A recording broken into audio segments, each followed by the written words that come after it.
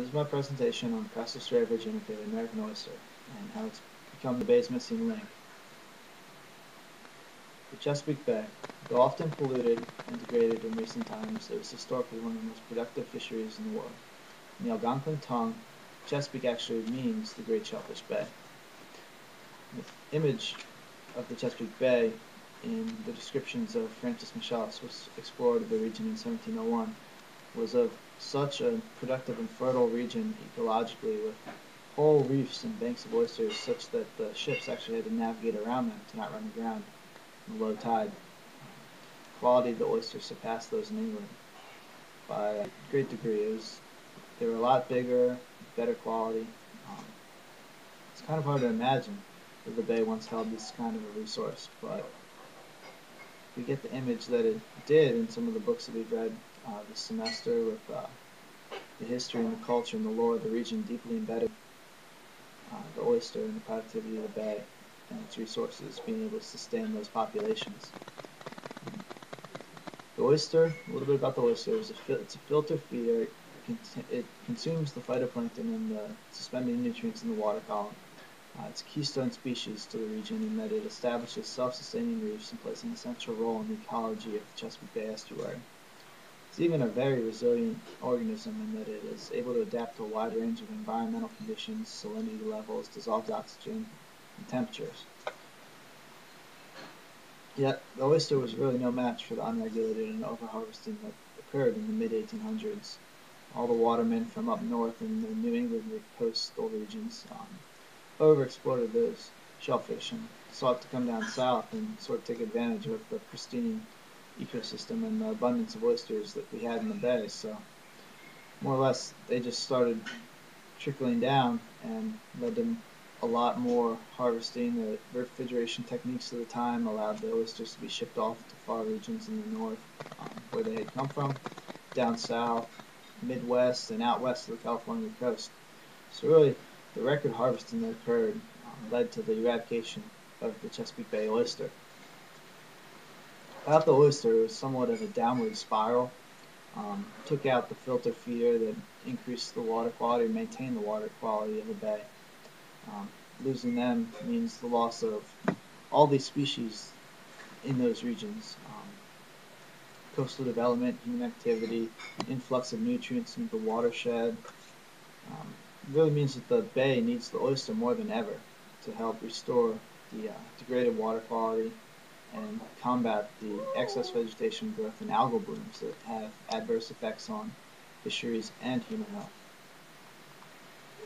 In the 1970s, with the outcome of the oyster diseases MSX and Dermo, further depleted the oyster population. So it was really another tragic occurrence in that the oyster populations had gone from harvests of 15 million bushels in the 17th century, and now in the 90s they were all the way down to just a few several thousand.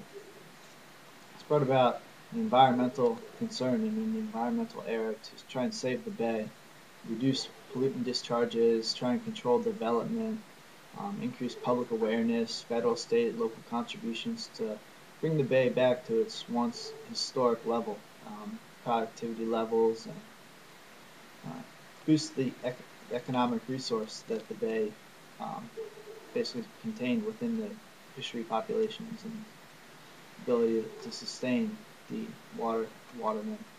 And sustaining the oysters in the 80s and 90s was aimed at bolstering the ecology of Chesapeake, such that Maryland DNR came out and had an oyster repletion program, which initially just was targeted at the oyster industry for the watermen, making sure that they had something to harvest, something that they could gain a return on. And they basically would go and plant the oyster seed, dredge from the upper Chesapeake, drop it off at sites, and then let the watermen take whatever they wanted. They realized this wasn't sustainable, and the second step was to have an oyster restoration. Whole approach in that was to establish sanctuaries where they would drop the seed off, let it recover, no harvesting at all. Definitely didn't sit well with the watermen, so they had to come up with another alternative, which we have today, being the oyster reserves out in the bay. And this was basically a compromise to allow the sanctuaries to exist for 5 years, after which the watermen could go and harvest some oysters, a certain amount of oysters, and then once they reached this limit, the reef was basically just put back into a sanctuary mode where the oysters could then boost their population, recover, and it was just a cycle of harvesting, sanctuary, harvesting, sanctuary. And that's what we have right now, and it's working well, but it's not going to be filled with just the reserves. The process of oyster restoration basically involves shell planting.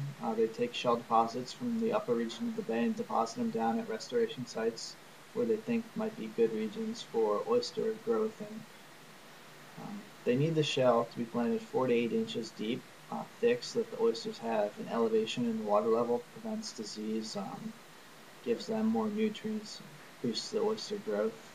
The shell gets set down and planted on the top of sediment layers to create this reef.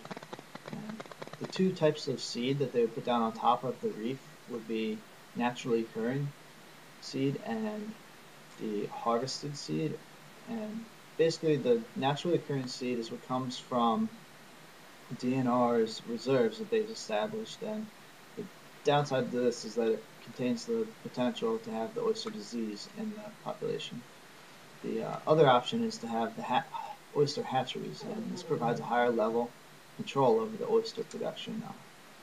It lets the new oyster larvae grow in optimal conditions before they plant it out in the wild, and the short time between the juvenile growth and planting in the wild means that the hatching oysters will have almost always a disease-free environment, and it's really just better for the oyster populations to become sustaining.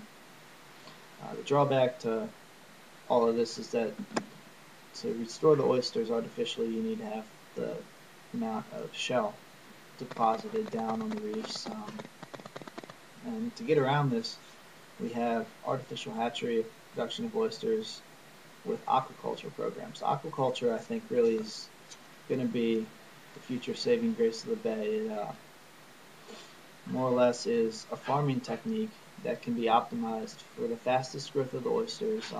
It's a business model, and it lets you monitor your crop to make an increase in the product quality, and at the same time, having the oyster aquaculturing is providing filtration, natural filtration for the bay. So it's a win-win. It's an economic benefit for the watermen, and it's an ecological benefit for the Chesapeake Bay itself.